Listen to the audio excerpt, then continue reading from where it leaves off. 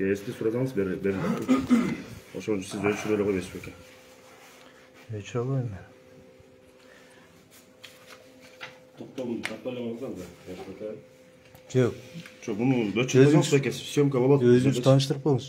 Мен өзүм тааныштырам. Тааныштырып өтпөдүмбү жаңы? Тааныштырыңыз, көрөсүңүз. Тергөө тобунун тергөөчүсүмүн. Так. Капитан милиции Надыр Данияр Амалбекович. Азыр биз келген дарек Бишкек шаары 8-чи кичи район 31Б үйү 43-чү батир турат. Сиздин жашаган дарегиңиз.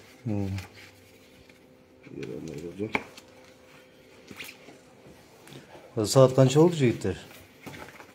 Saat tarafları. Saat 8:53.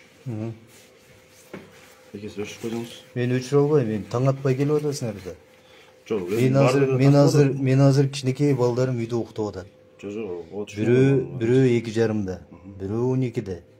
Келинчегим үйдө. Таң атпай келип атасыңар. Биринчи поездканы алып келип, чакырып, жүргүлө да. Жок, байке, сиз допроско чакырганы келген жоксуздар. Жок, биз облус менен келип атабыз, байке. Эмнеге келип атасыңар? Окуп берчи токтомду. Токтомду окуп берем, сиз балдарды ар жакка чыгырышпачы. Бир бөлмөгө балдарыңыз келмедиңиз? Биз Жок, мен түшүндүрүп бергиле. Эмнеге келдиңер? Эмне обуз? Эмне кылмыш кылыптырбыз? Же эмне кечөө кемпирабад боюнча чыгып койгонсуз ушинтип келесиңерби? Соктор. Да, азыр ар жакка киришпачы балдарды. Бул токтом. Өзүңүз окуп таанышып. Мага окуп бергиле. Так.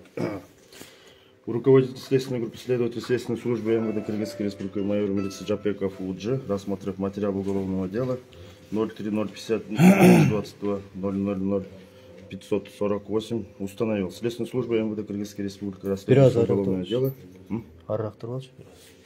Уголовное дело 03-2022-3047 возбуждено по признакам преступления, предусмотренной статьей 36-278, часть 1 УК Кыргызской Республики по факту приготовления к совершению преступления, а именно в организации массовых беспорядков, сопровождающихся насилием, погромами, поджогом, уничтожением имущества, применением огнестрельного оружия, взрывчатых веществ или взрывных устройств, либо оказанием вооруженного сопротивления представителю власти. В ходе следствия установлена причастность к данному преступлению гражданина Молдахматова Жеңишбека Омургазиевича, проживающего по адресу город Бишкек, 8 микрорайон, дом 31Б, квартира 43. Согласно статьи 212 УПК Кыргызской Республики, в исключительных случаях, когда имеется реальное опасение, что разыскиваемый подлежащий изъятию объект может быть из-за промедления с его обнаружением утрачен, поврежден или использован в преступных целях, либо разыскиваемое лицо может скрыться, обыск и выемка могут быть проведены без разрешения следственной судьи, но с последующим направлением ему и прокурору в течение 24 часов письменного уведомления о проведенном обыске, принимая во внимание изложенные обстоятельства для отыскания и изъятия компрометирующих материалов, документов, электронных носителей денежных средств, а также иных предметов и вещей, которые могут иметь значение для дела, для уголовного дела. Считаю необходимым произвести обыск при обстоятельствах, не терпящих отлагательств, по месту проживания Молдахматова Жеңишбека Омургазиевича по адресу город Бишкек, 8 микрорайон, дом 31Б, квартира 43. Так, на основании изложенного руководствуясь статьей 37 и статьей 212, часть 9 УПК Кыргызской Республики, постановил по уголовному делу 00-30-547 произвести обыск при обстоятельствах, не терпящих отлагательств, по месту проживания Молдахматова Жеңишбека Омургазиевича по адресу город Бишкек, 8 микрорайон, дом 31Б, квартира 43. О принятом решении уведомит Генеральную прокуратуру Кыргызской Республики, Первомайский районный суд города Бишкек. Руководитель следственной группы Жапеков УДЖ. Шуменен таанышпайбыз. Кыскасы, кемпирабад берилбесин, кыргызда калсын деген үчүн келдиңер да. Эми азаматсыңар жигиттер. Бул мага бийликти басып алуу боюнча дагы иш козгоп акталып чыкканбыз. Муну мен күткөм, билгем. Мен кол кое албайм буга. Жок, тааныштым деп кол койгоңуз, мен сизди тааныштырбадым беке. Мен кол кое албайм. Ознакомлен деп койгоңуз болду. Кое албайм. Мен адвокатым жок, эчтеке кылбайм мен. Андай болбойт жигиттер. Жок, анда адвокатыңызды чакырыңыз. Чакырабыз азыр. Чакырыңыз. Адвокат келсин. Чакырыңыз. Эми бул сиздин укугуңузда таанышканда. Конечно, мен эми сизди ошол мен кол койгонго да тааныштырышым керек да. Мен чынында сизге берип атам тааныштырганга. Сиз камера тартып атат. Мен сизге эскерттим 2-3 жолу ушу. Бул следственный действие жүрүп атат. Өздүк телефонуңузга тартпай эле коюңуз муну деп атам да. Бул прямой. Экинчи жолу өзгөртүп атат. Бул прямой кетип атат, жигиттер, прямой эфир кетип атат. Жок, эми прямой эфир кетсе тем более да. Бул следственный действие. Тергөө сыры бар бул жердечи. Эмне сыры бар эмне сыры бар? Сиздин үйүңүзгө кирип обыск кылып атканым бул сыр да. Элдин баары көрбөш керек да мунучу. Кылмыштын негизинде тура албайбы? Жок, мен кылмыш эртеңки күнү, например, мына өзүңүз айтып атасыз, прямой эфир кетип атат депчи. Эртеңки күнү анан обыск кыласыңар.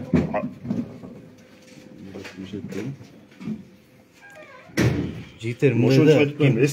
Атың ким? Данияр. Мындай кылалы, эми баарыңар эле тааныйм, десяткан балдары. Азыр мындай кылып сүйлөшөлү. Мен балдарымды кийгизейин. Үйдө кичинекей балдарым бар. И так эле 2 жылдан бери булар коркуп, кысым басымда турат. Угуп турсаң, Данияр, угуп турсаң, мени азыр барып камап койгула. Бирок, жок, угуп тур, Данияр. Мен балдарымды чочутпай, коркутпай, кийинтейин, акырын аз келинчегим менен эшикке чыгаралы, апам үйүнө жөнөтөйүн, башка үйгө жөнөтөйүн. Силер жакка тургула, анан үйгө кирип обыск кылгыла. Хорошо? Анан мында келип алып эле таң атпай Ташиев менен Жапаровдун айтканы менен келе берсеңер, болбойт. Болбойт, жигиттер, болбойт. Байке, мен эми биз бул күндөр өтөт. Ким, Данияр, бир тууган бүтөт бул. Жумушту кылып атам. Турсаң, мен билем сенин ишиңди. Бирок сени да түшүнгүлө. Мени каалагандай калчай бергиле. Каалагандай камайсыңарбы, сабайсыңарбы, бирок балдарымдын үчүн албагыла. Макул, бабаңыз кийинип. Азыр бир аз убакыт бергиле, балдарымды кийгизип, анан акырын жөнөтөйүн.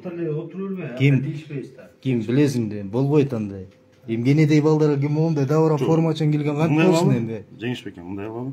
Эшик ушундай тура берсин, биз ушул жерде эле турабыз. Мен дагы бир жолу түшүндүрүп коеюн. Балдарымды акырын чочутпай кийгизип, мен чыгарып коеюн, башка жерге кетирейин.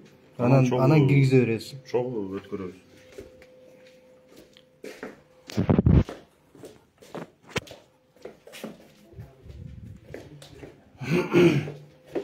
Ким?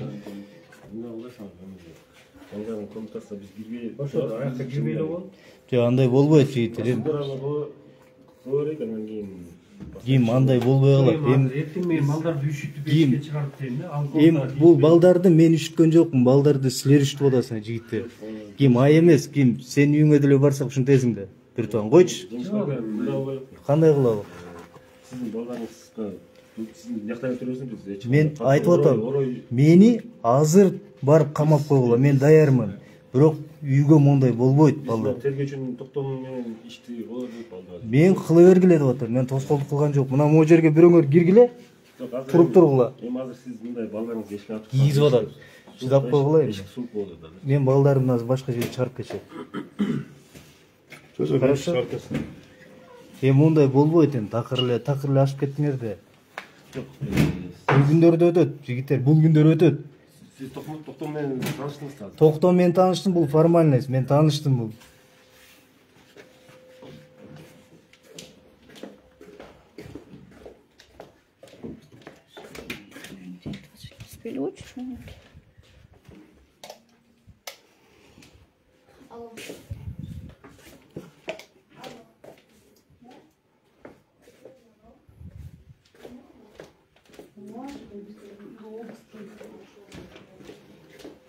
Тиги Айтемирди кийгизчи баламды.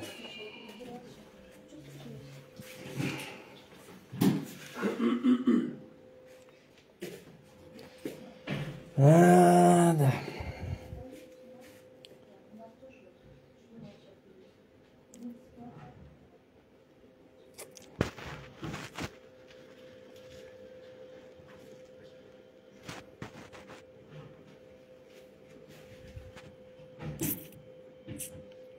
Спецназ алып келбейт белеңер. Эми анын эмне кажети бар? Спецназ балдар кайрап да. Ошон үчүн спецназ жок, гражданский менен келди. Азыр өзү эле айтып атпайсыз, балдарым коркутат депчи. Биз ушул балдарды коркутпайлы деп спецназ чогуу эле. Эми балдарым 2 жылдан бери эле кыстын басында жүрөт. Садырдын дагы, Камчы Ташиевдин дагы бийлиги бүтөт балдар. Түбөлүктө эч ким болгон эмес. Анан бир нерсе эсиңерде болсун да, Могу фиксация болуп атпайбы? Мындан кийин эч бир кечирүү болбойт. Ишенип койгула. Кудай турат. Кемпироват кыргыздын жери. Мен коркуткан жерим жок. Бирок акыры чындык жеңет. Кемпироват кыргыздын жери. Кемпироват кыргыздыкы болгон. Кемпироват кыргыздыкы калат. Анан көтөн зордукка салып, кыйнап, балдарын баарын монтип коркутуп, таң атпай келип, повестканы бериш керек да биринчи. Келгиле акырын айткыла, анан келип каалаган кыла бергиле да. Зачем мен таң атпай монтип?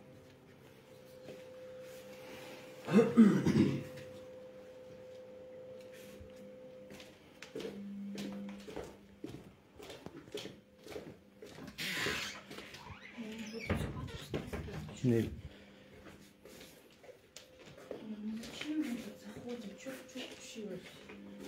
Gel. Mayaka kança kişi giresiniz? Ya. 3 kişi gireriz.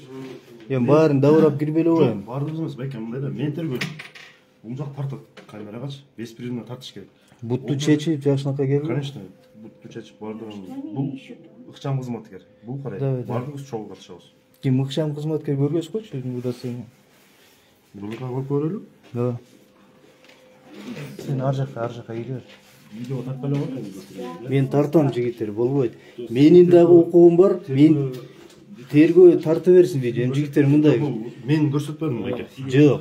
Бул ыкчам кызматкерде сиз алып туруп Жок, көрсөтпөдүм. Данияр мындай. Жок, бул оперге болбойт азыр. Видеого тартсаңыз. Анда кирбей. Анда мен киргизе албайм үйгө. Байке, мындай. Анда спецназ алып келип, күчкө салып кирип алып. Жок, күчкө салма эмес. Байке, мындай да. Сиз муну тартпай эле туруңуз, көрсөтөсүз кетчи. Данияр, кол неметпе. Мен жаш бала эмесмин. Жок, жаш бала эмес. Билип атам. Мен сизге түшүндүрүп айтпайм мен. Просто түшүнүңүз келбейт. Тартпай эле коңуз, а? Кел, мен көргөзөм. Мындай да көрсөтпөйм, сизге видеого тартпай эле коңуз атам да. Мындай көрсөтөсүз. Сатыбалдиев Чыңгыз Амангелдиевич, старший уполномоченный об Чуйской колоске. Хорошо. Бутту чечип, жакшынакка келди. Жок, жок, бут чечилди. Мына азыр чогуу жүрөбүз, бардыңыз. Ким канча жан? Тияк акырын кире бер.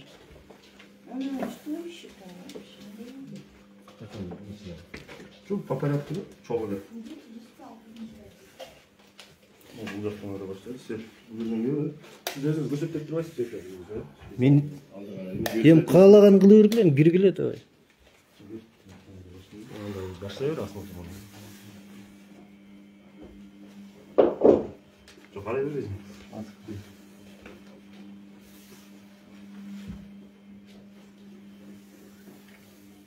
Бул душтан эчтеке таппайсың экен бир. Порядок ушундай да беке. Каждый комнатаны текшерип турушат. Сиз кирип алсаңыз жакта. Ким жанына кирип алыңыз? Бияка жанына. Карап турасыз аны. Эми мындай да, маякта душ.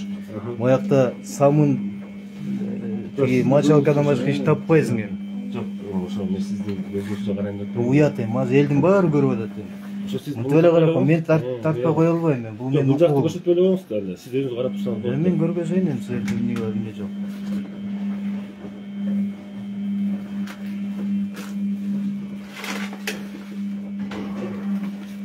Ya uят жигиттер, уят. Бир кезде дагы Садыр камчы экөө тең ушундан өттү эле, уят.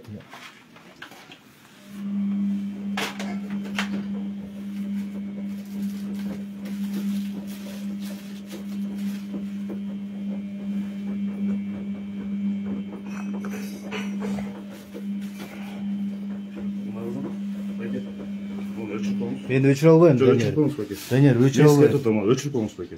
Эмне болбосо эмне кыласың? Жок, болбосо эмес, бул туура келбейт да азыр. Жок, болбосо эмне, кандай коркканыңбы? Мен айтып атам, Данияр, анда спецназды алып кел, күчкө салып, бутту бура алып кеткилем да. Азыр обусту жүргүзө албайбыз анда. Данияр, сиз тартып алып бул Данияр, менин үйүмө кирип атасың. Жок, сиздин үйүңүзгө кирип атам. Бул менин укугум тартканда. Коркута көрбө, Данияр. Жок, коркуткан эмес. Мен жаш бала эмесмин. Өчүрүп коңузчу беке. Сураңыз сизден. Өчүрө албайм мен. Өчүрө албайм. Эмнеге өчүрүшүм керек? Азыр адвокат келсин анда. Өчүрүп коюңуз. Болбосо адвокат келсин, отуруп тургула. Пожалуйста, анда отуруп тургула. Давай. Өчүрүп коңузчу.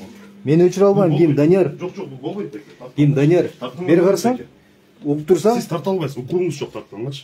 Ким айтты окуң жок деп? Мен айттым сизге. Эмнеге окуң жок? Мыйзамдын негизинде. Мыйзам көргөч кайсы пунктунда турат? УКнын негизинде УКнын кайсы беренесинде? 212-беренеде. Ким? Данияр, мындай да, ким бир тууган могул күндөр өтөт. Садырдын дагы, камчынын да күнү өтөт. Ким Данияр окуп турсаң? Мен порядок менен иштейм, байке. Мен мыйзам чегин иштейм да, байке. Эгерде мен кылмыш кылсам, мен кылмыш мамлекетке бир нерсе кылсам, анда бир жөн. Тинтүү менен эле келдим болгону, байке. Тинтүүдү мен мыйзам чегинде өткөрүшүм керек. Таңа жигиттер Мен тергөөчү катарында, байке. Атпай мен үйүмдө балдарды тынчын алып атасың. Тынчын алганына кечирим сурайм, байке. Бирок жумуш ушундай. Мен облус менен келдим, байке. Мен сизге айтып атам, тергөөдүн мыйзамдын негизинде сизди тартканга болбойт. Бул чет жакка эч ким көрбөш керек, байке. Данияр, сен кызматыңды аткарып атасың. Мен силерди түшүнөм. Мен кызматымды так аткарышым керек, байке. Сиз туура түшүнүңүз. Тынчыраак, Мен тынч эле сүйлөп атам. Мен тынч эле сүйлөп атам, байке. Сиз просто түшүнбөй атасыз. Эми сиз өзүңүз сабаттуу кишисиз эми. Партиянын лидерисиз, байке, эмеске сураныч адам. Данияр, эми түшүндүрүп айтып атпаймынбы, байке. Бирибизге сөз берели. Болбойт деп атпаймынбы. Бирибизге сөз берели. Акырын сүйлө. Маякта балдарым уктап атат. Акырын. Данияр, акырын сүйлө. Жеңиш байке, Сени Данияр, акырын сүйлө дейли. Сени мен Садыр мен камчыдаман сүйлөгөн эмес. Мындайда бирибизди угалы ким? Айтып кой, тергөөчү. Өзү туура өткөрүшүм керек деп айтам. Мен жооп берем. Действиямы. Сиз пункттарды нарушать сиз эми билесиз да бул нерсени. Мен азыр өткөрбөйм. Ким? Мен өзүмдүн укугумду коргоп атам. Үйүмө кирип атасыңар. Менин үйүмө кирип келип атасыңар. Мен эмне кылышым керек? Тартканга Мен айтып атам, жигиттер, спецназ менен келип башымды кесип кеткиле. Бирок менин балдарым тынч. Жок, менин балдарым тынчын алып атасың. Мени кантип тартпайм? Эмнеге тартпайм мен? Жеңиш байке, өзү негизи процедура тартканга болбойт. Тергөөчү үчүн коюм. Сиз азыр мындай 212-беренин негизинде тартканга болбойт, байке. Бул жерде мына атайын ошон үчүн Ким Данияр? эксперт келип тартып атат, байке. Ким бир тууганым? Акырын сүйлөчү. Балдарым уктап атат. Азыр балдарым уктап атат. Анда мындай кылып сүйлөшөлү. Анда адвокатым келсин. Анда чыгып тургула. Келсин. Киресиңер анан. Хорошо? Муну тарткан мына бул жак тартат, адвокатың. Данияр, мен дагы бир жолу айтып атам. Эгер адвокатым жок болсо мен тартам. Мен укугумду коргойм өзүм дагы. Адвокатыңыз келдим, байке. Үйгө кирип келип атасыңар да. Эми мен облус менен кирип келип атам да, байке. Мен жөн эле кирип келип аткан жокмун да. Мен Ким Данияр? Буйрукту аткарып атасың сенчи. Сен буйрукту аткарып атасың. Эми буйрукта приказды аткарып атасың да. Приказ эмес. Туурабы? Жок, өзүңдүн ишиңди аткарып атасың да. Мен да өзүмдүн кызматымды аткарайын. Жок, байке. Адвокат келсин анда. Кел, чыгып тур.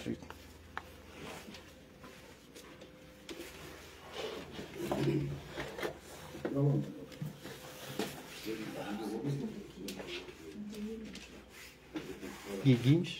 Что? Гимге чап контейнер байке. Сейчас вы почему зачем спешите? Континуйте туда. Работу так работали. Баткенге барып ушинтип иштебейби, там ташыйт эле. Этим ребятам тоже не стыдно вообще. Канча эме болчу? Контейнер байкеге чалып чакырсаң, контейнер акыл, тиги адвокаттын баары келсин.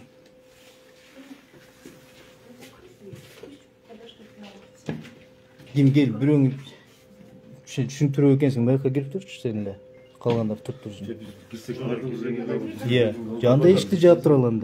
Мен эшикти жаап турайын. мындай болбойсузбу? Качанча келет адвокатыңыз? Эми ал жарым саат, 1 саатта келет. Эми ошо адвокатыңыз келгенде деле ушундай нерсе болот, калган айырмасы деле болбойт. Ким жигиттер болбойт, уят эми.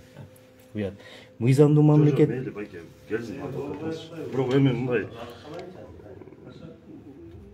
Данияр, мен айтып атам. жарым саат, 1 саатта келет да, туурабы? Жарым саат, 1 саатта келет. Эми ошо эшикти ачып турабы 1 саат. Бирөөң маяка отуруптур, жаап турайын деп атам.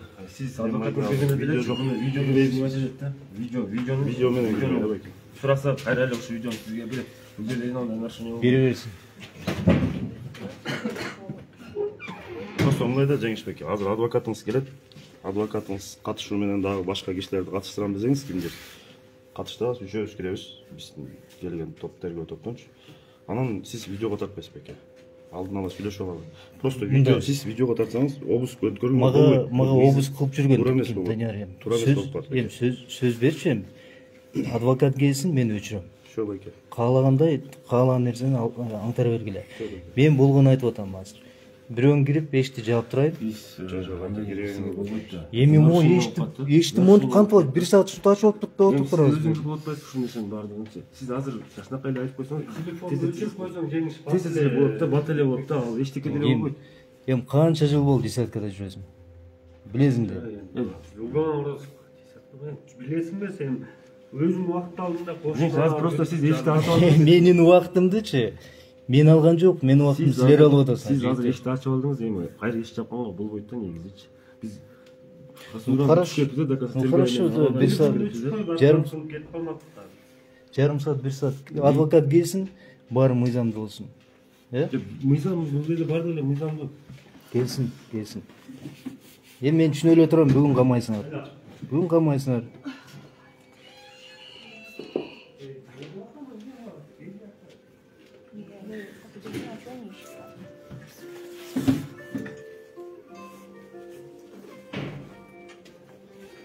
Чалып койдуң? Нет? А у меня? Или что там еще? Жок, жап турбайт. Ажары кирип алчы. Супер.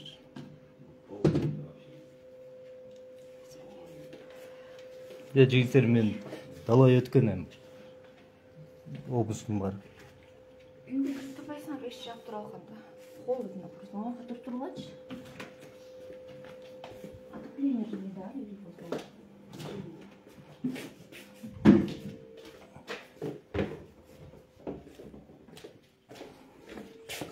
Мен тете джинс кийимдерин берип койчу, канча кийинип алайын. Алло, соңуз тиги контейнер бойке берип коесузбу? Тиги айтсаңыз, ушуга срочно чалсын жеңиш деп, Рахмат. Жок, джинсы, там черные джинсы есть.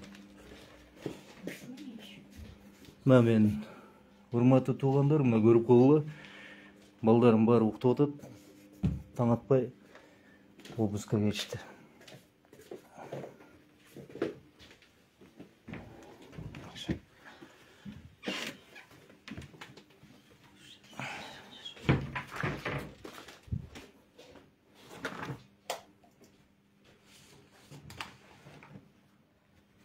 Mo джинсыны кийейинби?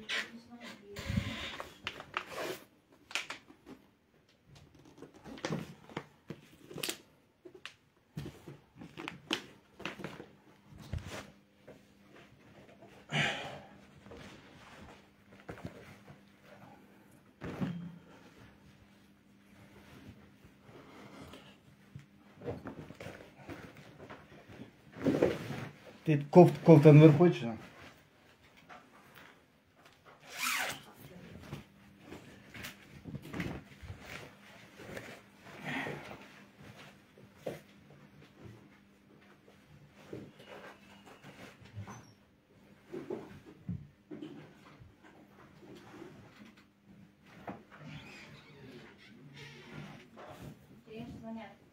Al.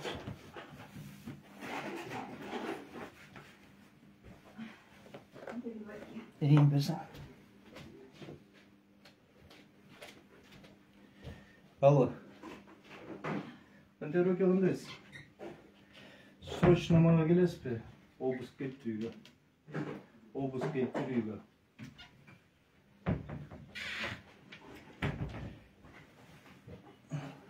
Обыска келиптир үйгө.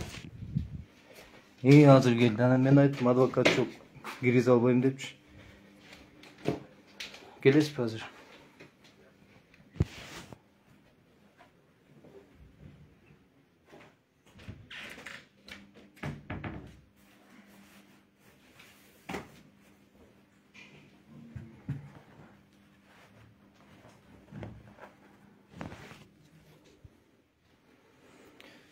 Не переживай, кызым. Мейлі атасың ба? Я. Не переживай, да.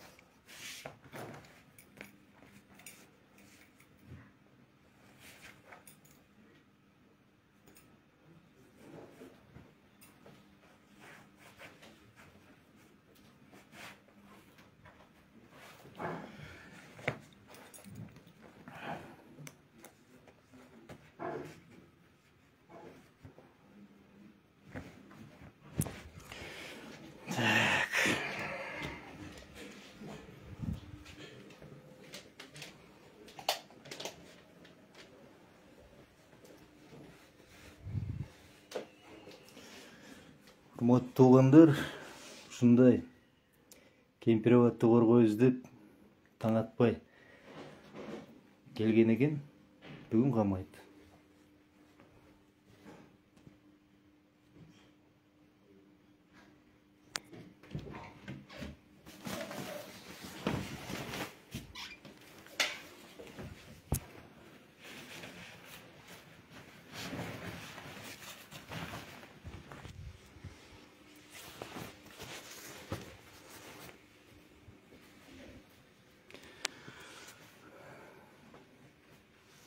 Садыр Нуркожоевич, Камчы Кыдырчай, силерге кайрылам. Бул күндөр өтөт. Мына эки кичинекей балдарымды тынчын алып, үшүн алып, таң атпай келип, ушундай кылганыңар үчүн бүт баарың жооп бересиң. Кемпирабад кыргыздыкы болгон. Эч качан баш ийип бербейбиз. Уят. Бийлик төбөлөр уят. Эркексиңерби чакыргыла мени. Мен өзүмдү чакыргыла. Мени чакыргыла, башымды кесип алгыла, камагыла, каалаганыңар кылгыла. Бирок кичинекей балдардын үй бүлөнүн тынчын алганыңар туура эмес.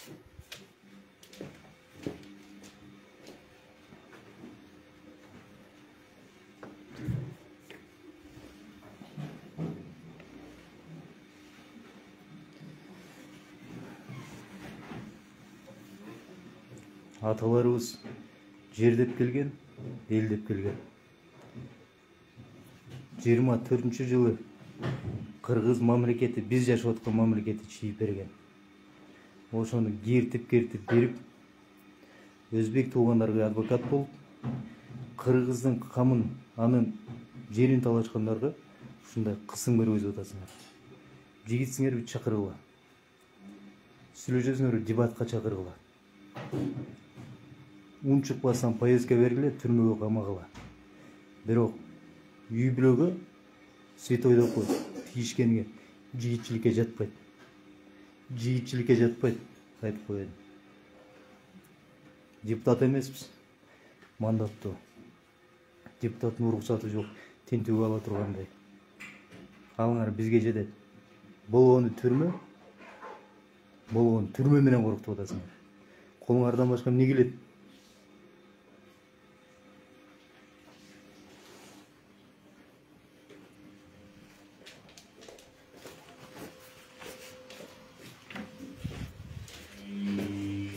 Өчүрбөгүлө, кошкула.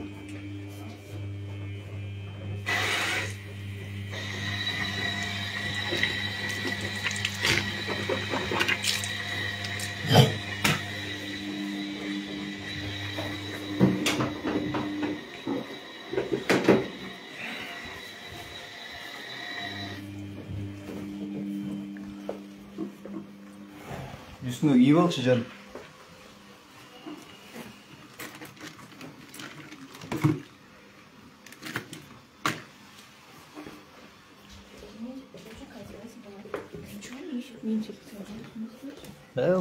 Жөнеледі. Аз ким? Данияр келді атасы адвокат. Батылы келді. Келіп қалды. Нужно сүйлөшпөйсүң, өчүрүп албайсың. Сіз кимсіз? Сіз кимсіз? Өчүрүп койсоңуз. Масканы шешпейсиз, топтуну шешип. Койсоңуз, мен тактан болбойт бетиме. Анда мындайраак туруп туруңуз, тергөөчү турат.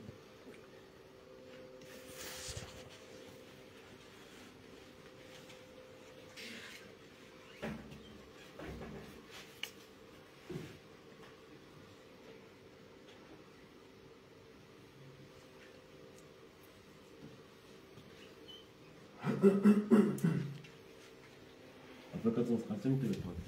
Қазір шығып атам дейді. Біз уақытымыз.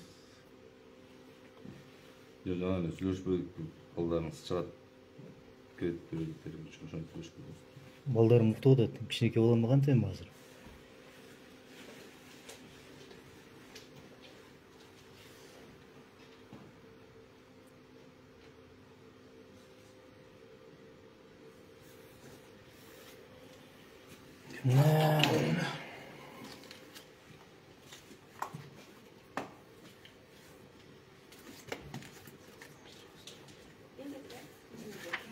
İyi geldi hazır ya.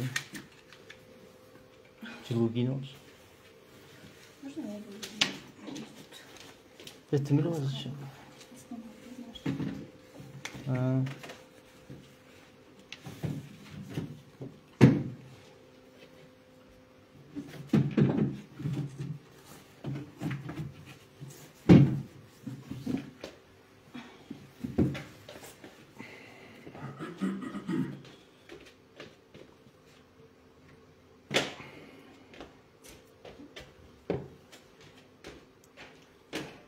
Очень канал там.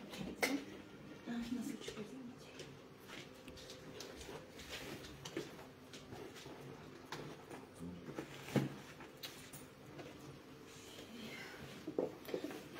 Не бежай.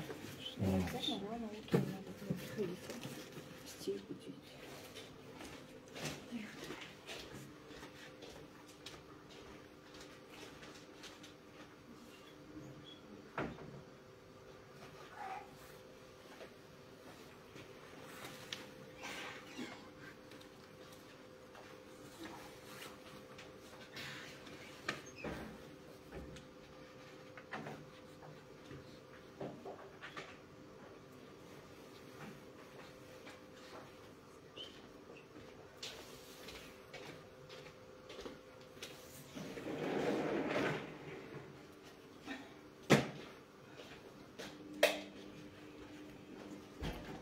Ташиевке Ташкенттен эстелип туруш керек деген лат тийип калган го дейм э.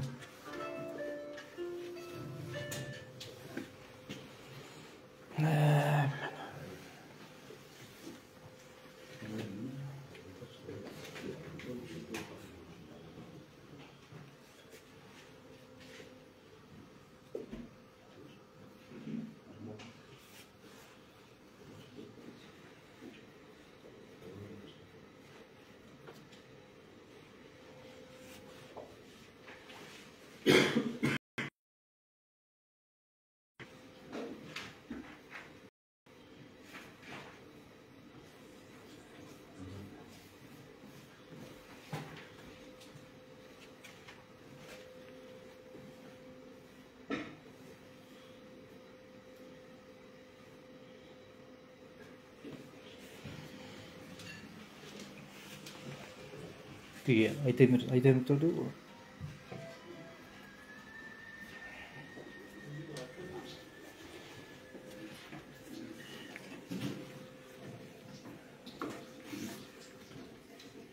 Жениш? Здравствуйте, дядя Володя. Что такое? Здравствуйте. Да ничего, нормально все, дядя. Нормально? Не обижайтесь. Ясно.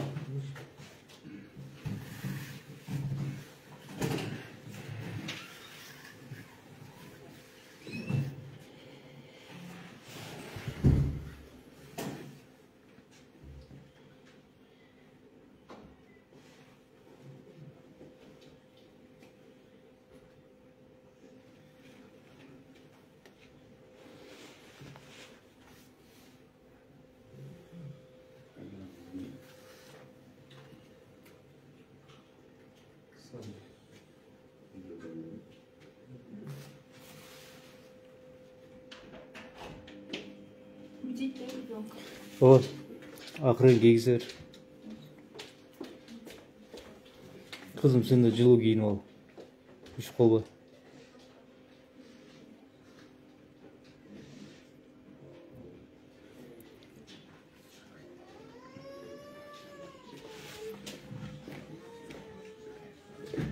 Элишка. Эмеге кызмы алтын десең?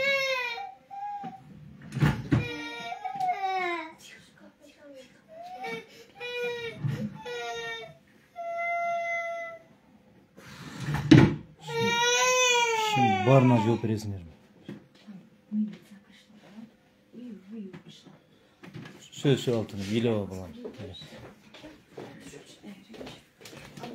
Бияк ушуп суук тияк эле кийгиз.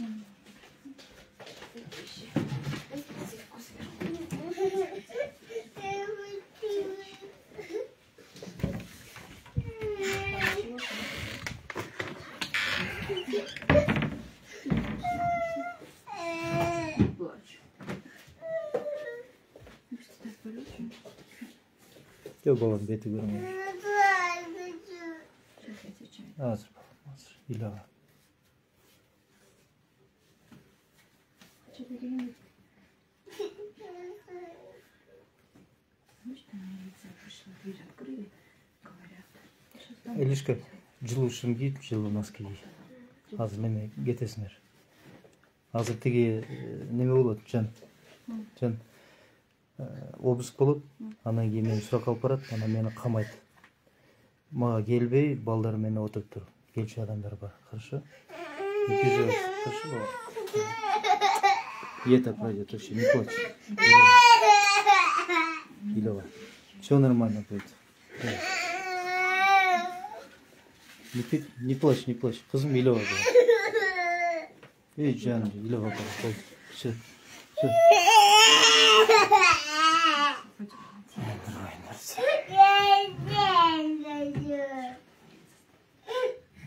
Бабушка, лежит. Что так?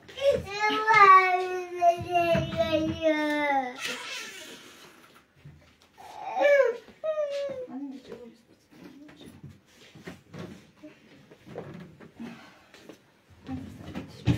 А.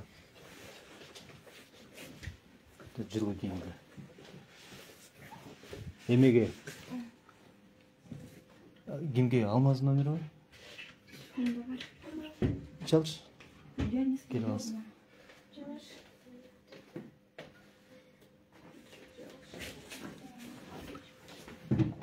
Бияка чыгарып койгойчу суп.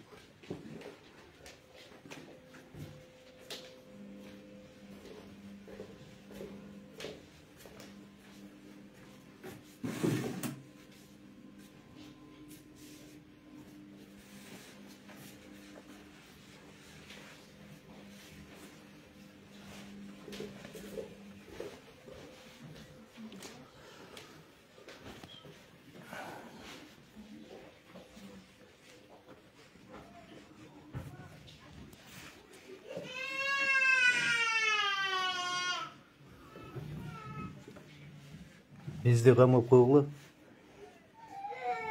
Ага менен масала чечилбейт. Бул күндөрдө деп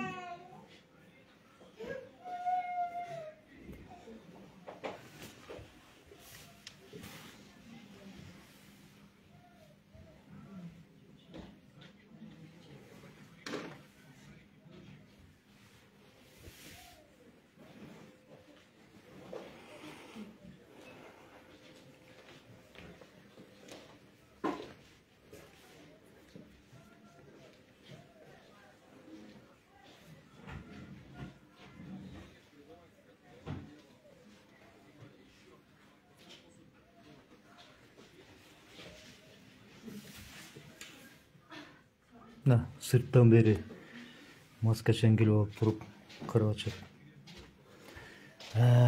Маселе жок.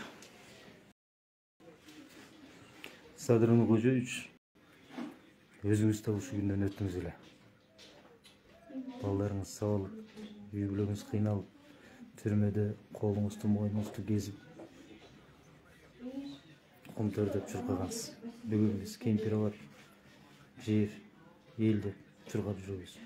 Мамлекет элибизге кыянаттык кылып, душман кылган жерибиз жок. Таң атпай, балдарым уктап атканда тынчын алып, обыск менен келип атасыз. Жөн эле чакыруу берсеңер мен өзүм барам. Өзүм барып отуруп берем. Түрмөңөр мага буйруган экен, отуруп берейин. Башка бирөөгө тийбей койгулачы. Эрлан деген жап-жаш балам. Манын үйүнө да барып, кичинекей кыздарын ыйлатып турсуңар. Болбойт.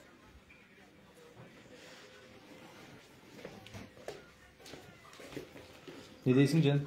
Мама, заберешь. Чай чабыр. Адвокат келет да ойду. Келди атыр.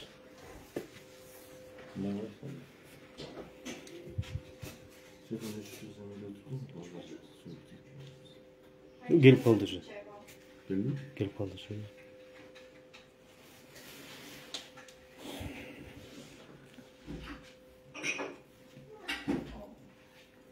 Данияр, шашпай эле кой. Адвокат келет, обыск кыласыңар. Андан кийин ойлонуп табылган бир эне менен мени камайсыңар. Бүгүн камалам. Мен билем. Эми Данияр укса мен билгенимди айтайын да. Ошон үчүн шашпайлабай, убакыт бар. Кенен барып, чакырып, сурап, камайсыңар. Бул күндөр өтөт, Данияр. Бул күндөр өтөт.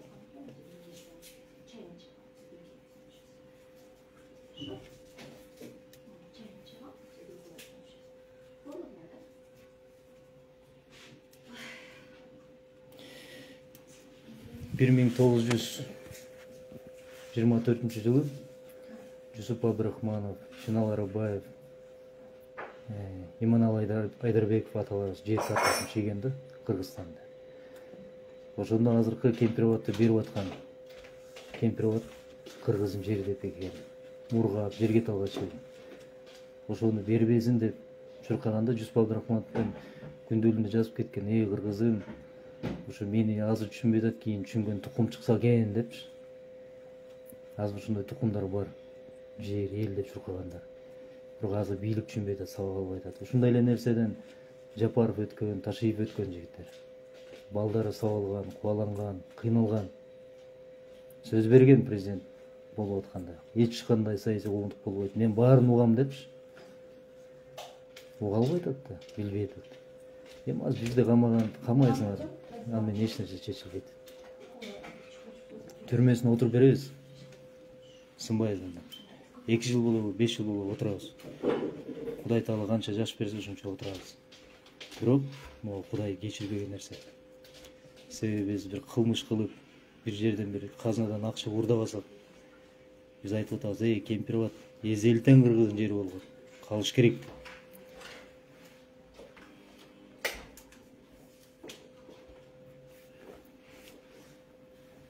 Бир аз туура эмес кылып койдуңар. Эми бул силер мен түшүнүп атам. Тапшырмады буйрук. Жетекчиңер жигитче мени чакырса болот. Повестканы берип, кел Молдокматов суракка деп. Ошол жерден алып барып колум толгоп, мага демектен башым жулуп алып камасаңар жарашат да. Бизде жапканга болбойт да.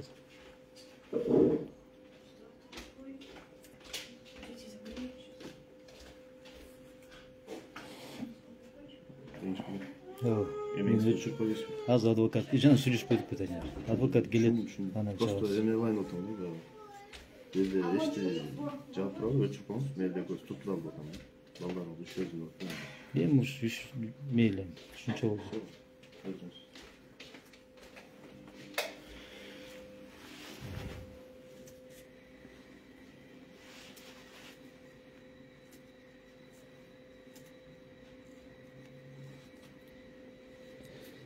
Десятка дешти ким?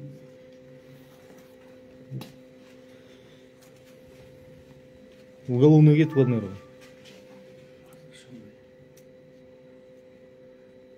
Телефонду өчүрүп эле деңиши уже давно чыгып кетмекпиз да. Эми бала эме да силерге жеңил да кирип чыгып кеткен. Менин да балдарым бар, менин да үйүм бар. Мен азыр бүгүн камалам, мен билем аны. Мен камагандан кийин үйүмдө карай турган киши болуш керек. Анан эмне кыласыңар, кандай кыласыңар?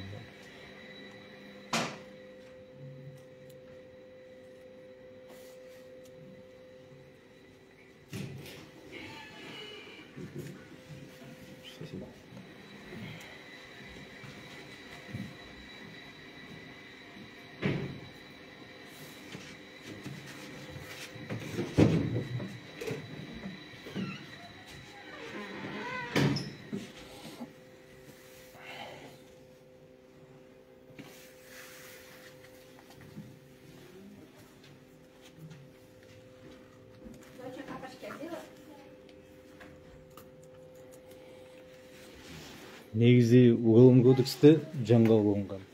Кайсы бир нерсинде бар, тартканга болбойт деген. Жок, уголовный процессуальный кодекс. Уголовный процессуальный кодекс. Следственные действия да получается. Тергөө сүрөт.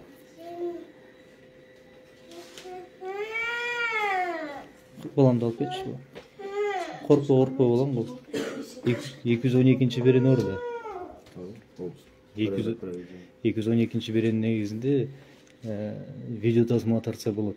Эгерде кылмышка тийиштүү бир буюм табылып калса, ошону тартканга уруксат жок.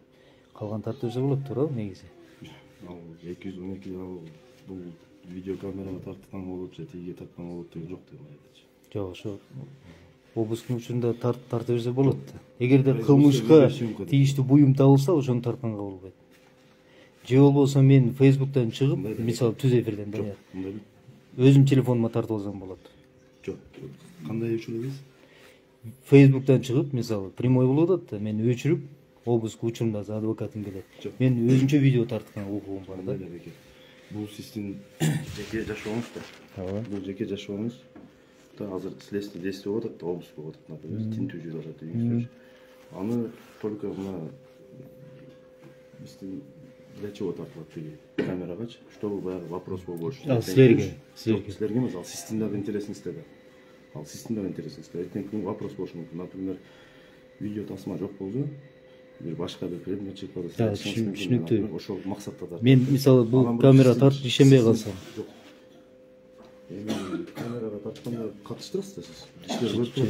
Ал мындай да камерага тарттыңдар, бул силерге өзүңөргө алып кетесиңер. А бирок мен өзүмдүн жарандык укугумду пайдаланып, мен да өзүм мейли Facebook'ка кирбей эле кой, мындай тарткан укугум бар да, туурабы? Эми сейчас разберемся. Сразу Мага тиги обыскдар көп болгон. Анан ошолордо мен өзүм тартчумун. Жок, хорошо, эми просто сиз Азыр өчөт. Мен деген Ким Данияр? Азыр өчөт. Жок. Бул азыр адвокат келет, үйгө киресиңер, анан мен өчүрөм. Мен тергөөчү катары сиздин жеке турмушуңуздагы тартылып действие болуп атканды чыгарбаш керек да. Жол бербешим керек мен агачы. Анан эми сиз тартып атсаңыз. Эми азыр обыск башталды азыр тиги. Жок, сиздер болбой калат эми. Анын баардыгын элдер көрүп анан сиздин жеке турмушуңузду ачык кетет. Анын тергөөдүн сырын ошо өзүнүн эрежелери менен өткөрүшүм керек да. Ошол эле максатта бек.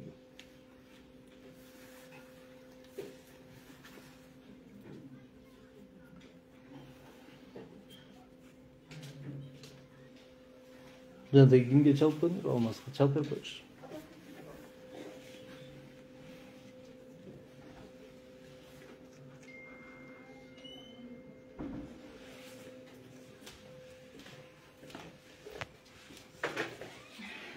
Набери его. Балдар көрүз болоңуз.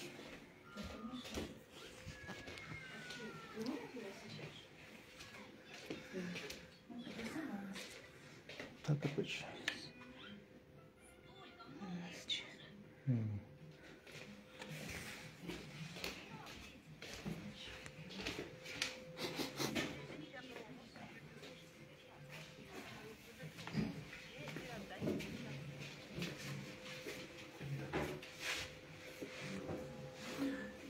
Алмайсыз кандай, жакшыбы? Жакшы, срочно үйгө келчи мага. Штаб кой, барын штаб кой, срочно кел и семьяны алып кетчи. Да, тезирээк.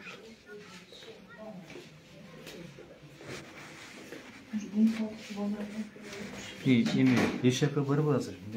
Неме кыласың жаным?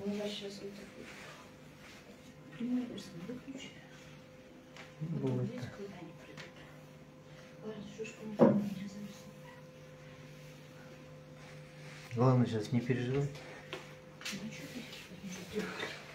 Не переживай. Ты... Азыр бул немеден кийин эле мен сурак алып кетет. А дальше я еду, меня закроют. Эми азыр ойлоп табышат да. Бийлик басып алган татына тинтет. Тиги опять мен кийимдеримди дайындап туруп койчу. Пакет. Да сейчас.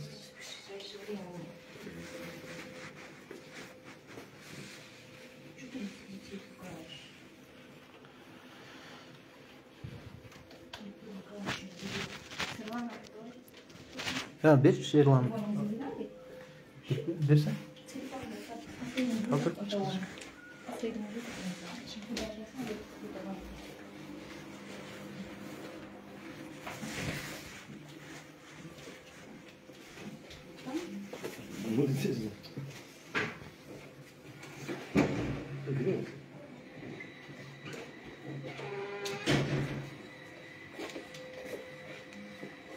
Кайсыкы?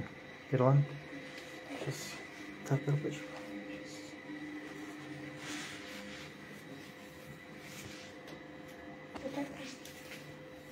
Да, точно. Рабочий.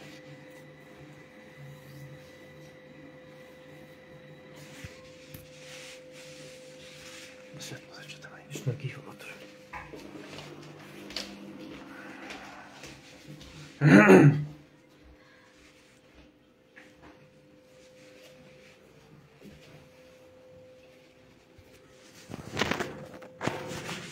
Шайко қандайсың? Бүтті бе сілерде? Тенту бүтті бе?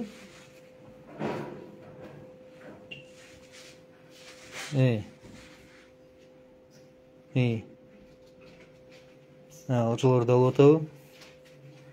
Ерлан қайда? Бер, чемнеге болып еткен.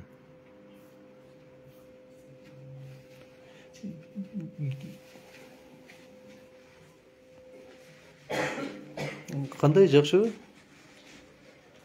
Не болып атасың?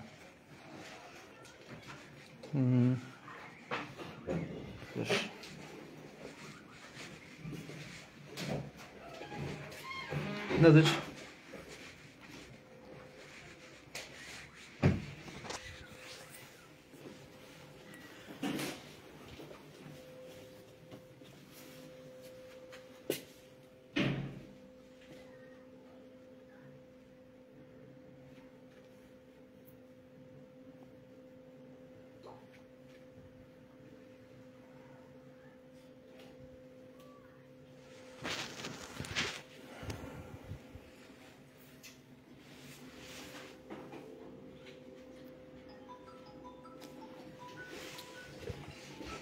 Берші немеге çalayım, қанты бер байкеге.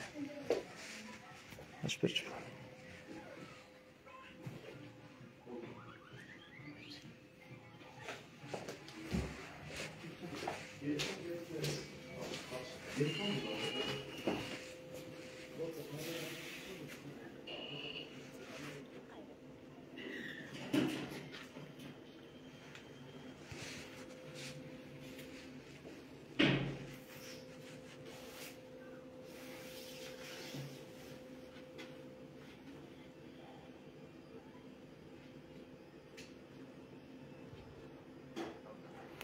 Kanter bakayım ne oldunuz? Ne oldunuz? Ya. 8. микрорайон. И советский магистральный. Gelsin işine gelseniz.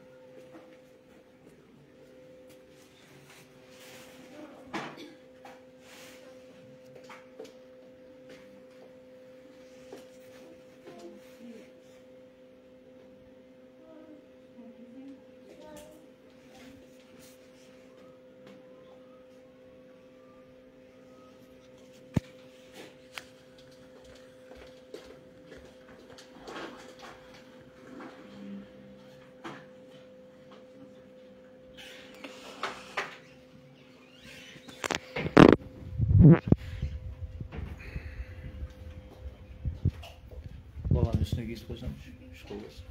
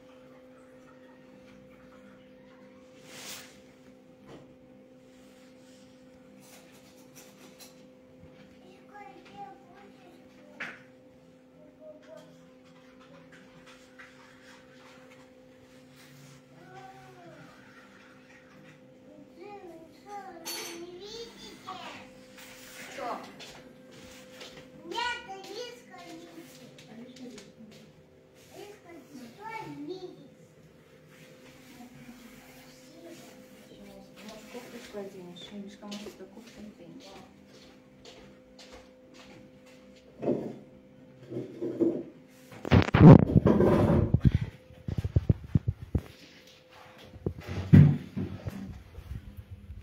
Hazır saat 9:49 bo'ldi. Tergovchilar kelgan ekan. Endi tintuga olib advokatni kutamiz. Advokat kelmeyince tintuv bo'lmaydi. Бұл да менің конституциялық жарандық оқуымда киргизген жерім жоқ. Ашық кайрылууларды кылдым дагы бир жолу айтам. Түрмө менен мындай нерсе менен коркутуп кыргызды сындырган учур катталган эмес. Сындыра албайсыңар. Кемпирабад кыргыздыкы, Кемпирабад кыргыздыкы. Уят. Daha bir ret kayırılan Kemпирабад маселесин 2021 жыл апрель айында көтөрүп ошондон бери бул кыргыздын жери өзбектерге берген болбойт деп талаптарды коюп элдик жыйын өтөбүз деп Баткенге барып келгенден кийин камалып 1 жыл түрмөсүнө отуруп келген. Мына азыр дагы үйгө келди. Билесиздер, акыркы 2 жумадан бери Кемпирабад маселеси козголуп, абдан катуу сындарды айтып, кечөө эфирге чыккан. Эгерде Кемпирабад кыргыздын эзелтен мурастап калган жери өзбектерге кете турган болсо, Ташиевке Ташкенттен эстелик тургузулат деп айткан сөзүм бар. Эгерде Кемпирабадты Ташкентке карматып берсе, Ташиев Өзбекстандын баатыры болот деп айткан. Бул айтуум жөн эмес, анткени Өзбек BBC, Өзбек сайттары дагы расмий жазып атпайбы, көрүп атпайсыңарбы? Кемпирабад эң пайдалуу жер. Кемпирабадты алуу менен бул Өзбекстандын акыркы 100 жылында болгон, 30 жылда болгон дипломатиялык жеңиши деп. Биз ушуну айтып келатабыз. Биз бийликтин калыптарын чыгарып, айткандарын жокко чыгарып, төгүндөп, бул токтом туура эмес деп чындыкты айтып келатабыз. Өз күнгө чейин барып курултайга катышып, ошол жакта жергиликтүү тургундар менен сүйлөшүп, бул туура эмес. Бул Кемпирабадты берип койгон бул чыккынчылык кылмыш деп айтып келатабыз. Мына кечөө биригүү болгон. Ошондон кийин дароо келишти да, эртең менен обыск кылып атат. Эми мен түшүнүп атам, бүгүн мени камашат. Мен оюмча камашат. Көрөбүз эми андагы түрмөдөн өлтүрүп койбошпаса, Кудай сактасын. Аман болсок чыгабыз, буюрса. Бирок алдын ала кайрылам. Мына мүмкүнчүлүгүм болобу билбейм.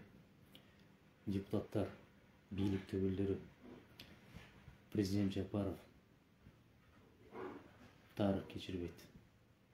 Таң атпай келип, үй бүлөмдөн тынчын алып, кенеде өмүр кайбалдарын ыйлатып, обыс кылганыңар эркекчиликке жатпайт. Мага келгиле, ышкыргыла, повесткаңарды бергиле, барып берем. Камагыла, башымды кесип алгыла. Бирок мен айткам, азыр да айтам. Элим, жерим үчүн жаным садага. Башым канчыгада. Бирок үй бүлөм тынчын алган туура эмес. Siz de başınızdan ötken. Sadır Nurgocevich. Ötken başınızdan. Unutup kaldınız. Sayısı kısın, basın, kuğuntuk bolboyt деген sözünüz var. Anı bir atkarılan çok. Kim baş götürse, kim çındıkta aytsa, kim kayış aytsa, daral var, kama odasınlar. Tuğra emez. Bunun var, tuğra emez. Jigitçi aytam, tuğra emez. Adamçı aytam, tuğra emez. Саясатты ментип жаза албайсыңар. Баткен жатат, Каралбай. Кумтөрдүн 19 тонна алтыны жатат, Каралбай. Ал бүт эле Өзбекстандын Кемпирабадты беребиз деп билек туруп отурасыңар. Туура эмес. Экономика жатат, алыс, туура эмес. Тышкы саясат, тышкы мамилелер бузулду, жакшы эмес. Сиздин душман Садыр Нургожевич, мен эмес. Сиздин душман жаныңызда кошумат айткандар. Сизге мен дос болчумун, сизге мен дос болмокмун. менин биздин айткан сөздөрдү угуп ушулар жаман болсо дагы бир чын айтып атат деп угуп койсоңуз дос болмокпуз. Биз эмес, биздин сөзү сизге дос болмок. Сиздин жаныңызда отуруп кошомот айтып ушуларды камаш керек. Билебиз ким айтып атканын. Ушуларды камаңыз деп буйрукту берип билебиз. Күндөр өтөт. Бүт барыңар менен эсептешем. Бүт барыңар менен эсептешебиз. Кудай Таала Алла кандай буйруса ошондой болот. Буйруган экен, демек ушул күндү мен башынан өткөрөм. Эл үнү жетпей калды. Элдин бүдөөсү жетпей калды, укпай калдыңыз. 2000 киши чыкса мен 200 000 киши чыгарып коем. Кызматым болуп атат болбосо мурнуңду жарып коем. Силерди эл душманысыңар, жалганчысыңар, бузукусуңар.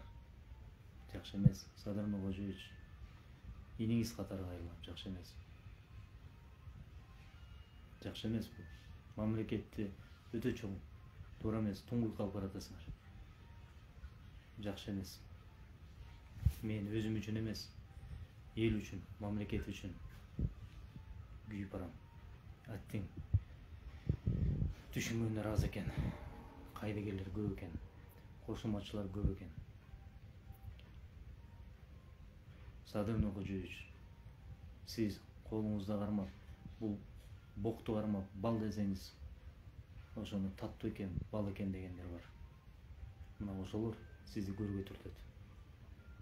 Бийликтен чөз, убактыңыз бүтөт. Түбөлүктүү боло албайсыз президент. Ошондо айтасыз. Жеңиш туура айткан экенсиңер да. Өкүнөсүз, бирок кеч болот. Биз ал учурда түрмөдөн чыгабыз. Ал учурда биз эркин болобуз. Башыбыз үйдө болот, эл арасында эркин жүрөбүз. Ошондо башыңызды чайкап, башыңызды кармап, же мамлекеттен качып жүргөн болосуз, же түрмөдө отурган болосуз. Кудайдан сактасын. Мен азыркыга чейин калбайм. Азыркыга чейин тилейм. Мени азыр келип кыйнап, кыстап, басым кылып, камайын деп аткан учурда дагы мен тилейм. Оңолуп кетиңизчи. Бизди камаңыз. Кыйнаңыз. Болушунча кыйнаңыз. Болуп көрбөгүнө кызымды мен көрүп атам. Бирок мамлекетти оңдоп кетиңизчи. Бир жакшы кылып коюңузчу.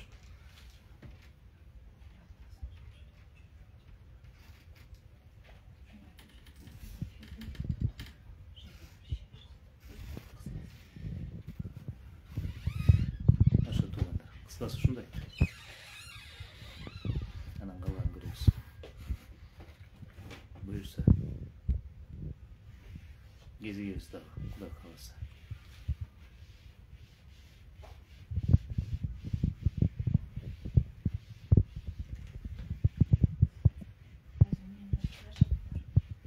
Мунун баарын анташ атасыз.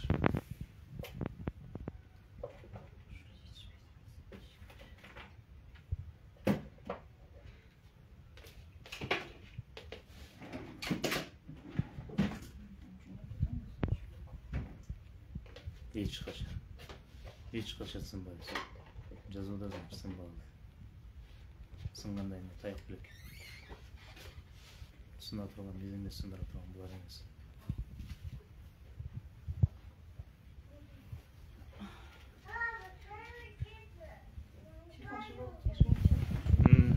Ким чалып атат бу тем?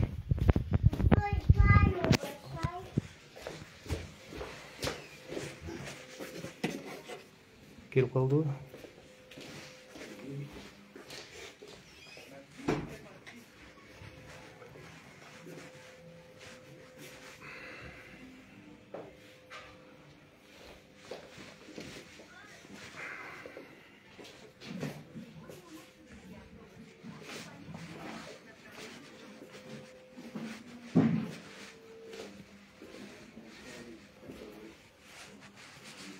Oh. Yeah.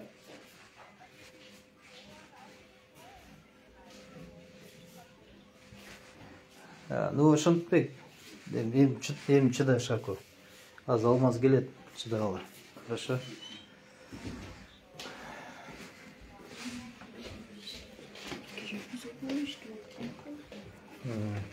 Эми чыдагылайм. Деме. Алып кетти, эми жабат бүгүн. Ирландияда камайт. Ирландия камайт да эми алып кетти, значит камайт. Ооба. Чыдагыла. Ирландия камайт бүгүн. Чыдагыла. Азыр меникине обыск келди. Азыр мени да алып кетет.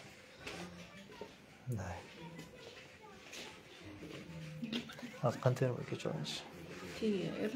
Alıp gitti. Yorulanda alıp geçti. Kakıl kaçtı. Cevapsız bugün.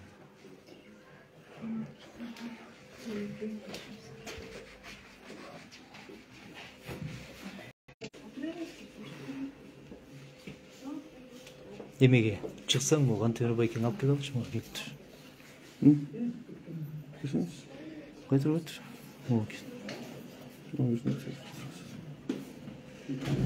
Bilmiyorum номер қайсыкен. Мен де контейнер bakayım. Aa.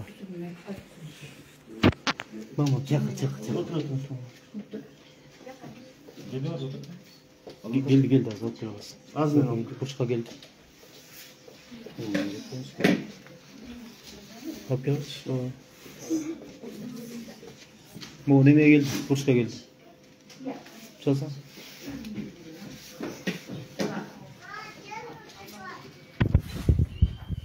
Kanşay bir geç.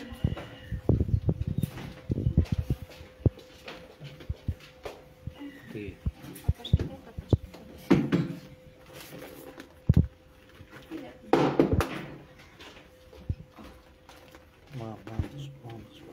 Ну как оно записано?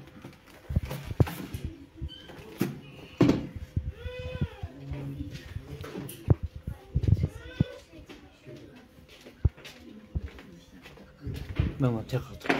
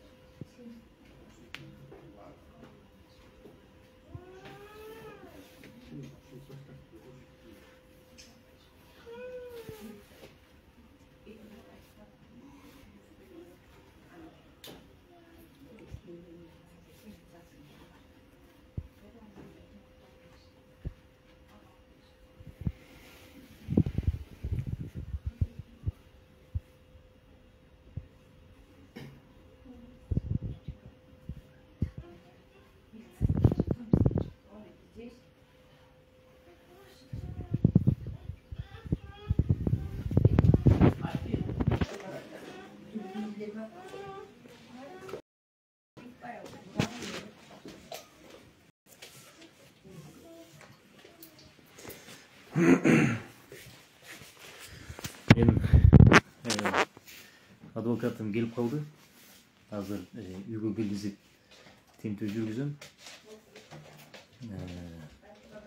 Урматтуу мекендештер, ушундан кийин мени камашат. Мен көрүп эле турам, бөркүмдөй. Бул 2-3 жылга, 1 жылга, эми канча убакыт созулат билбейм. Силер менен мындай түз баарлаша албай калабыз. Сынбагыла.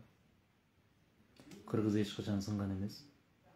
Биздин чыкканыбыз бул адилеттүүлүк үчүн, бул ыйык жерибиз үчүн.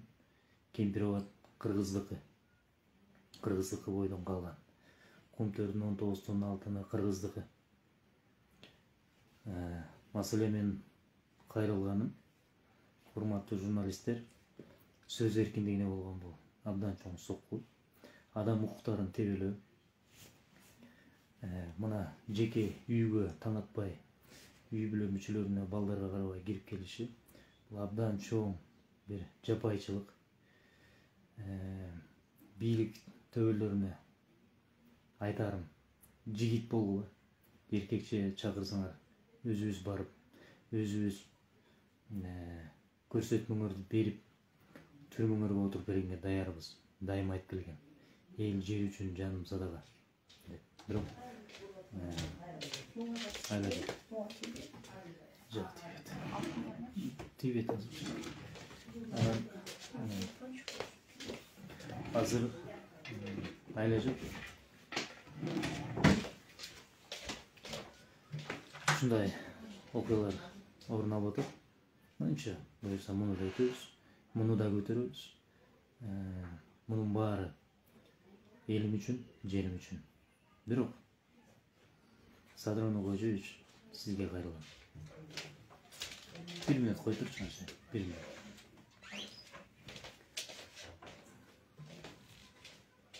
Садрон Кожоевич сизге кайрылган. Жигитче кайрылган. Мени камагыла, кыйнагыла. Бирок элди кыйнабаңызчы. Кембирбат кыргыздыкы өзбекке бербеңизчи. Комтөрдүн 19 тонна алтысын таптырып, Баткендеги чек-араны чечтирип, тентип кеткен 150 миң кыргызды ордуна алып барып жашатыңызчы. Бул туура эмес. Элдин үнүн укпай калдыңыз. Элден чыгып калдыңыз. Диниңиз катары кайрылган. Элге мамиле кылыңызчы. Бизди камаңыздан көтөрөбүз. Урматтуу туугандар, саламымды айтам. Эч кабатыр болбогула. Баары жакшы болот. Кандайсыңдар? Мен жаңа мурдун айтып, мен эртерээк дарыгыңызбек болсо, жанагы бир сом окшойт. Буюрса да көрүшөбүз. Андан кийин бир топко чейин мен чагылбай калам. Кудай кааласа эркиндиктен да көрүшөбүз. Сынбагыла, коркпогула, баары жакшы болот. Баардык алдыда эл, жер, мамлекет үчүн күрөш алгыла. Салам алейкум, туугандар. Ненелерим сынбагыла. Жанагы бийликке кошумат айтып жүргөн ненелерим айтам. Элдин жүзүн карап аса албай каласыңар. Этият болгула. Президент мырза, мени камаганыңызга карабай мен сизден суранам. Элди кыйнабаңыз. Туура эмес. Макул.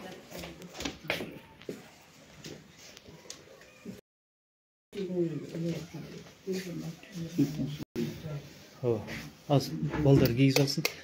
Кем толкун. Эме кыл. Жок, эме кыл азыр тиги. Балдарды кийиз мамамды алып кет. Алып кетем.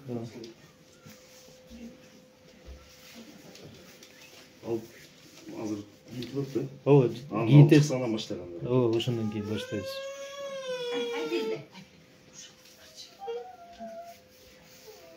Çok kiyingile. Kancha o'qituvchi kiyinib turib menga o'tirib qancha o'tirishni boshlaydi. Yo'q, deyman, hozir vaqtim bor, bunday bo'ladi. O'tirib oladi, kiyingile. Ha. Teshga chiq.